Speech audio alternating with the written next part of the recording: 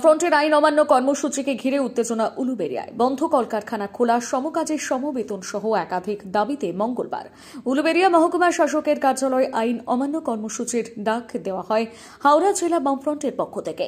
কয়েক হাজার বামফ্রন্ট কর্মীরা উলুবেড়িয়া গরুহাটা থেকে মিছিল করে আসে। উলুবেড়িয়া মহকুমা শাসকের কার্যালয়ে যেতে গেলে পুলিশ বাধা দিলে ব্যারিকেড ভেঙে ঢোকার চেষ্টা করে।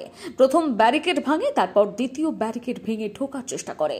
পুলিশে বাধা দিলে পুলিশের সঙ্গে ধস্তাধস্তি শুরু হয়ে যায় বামফ্রন্ট কর্মীদের।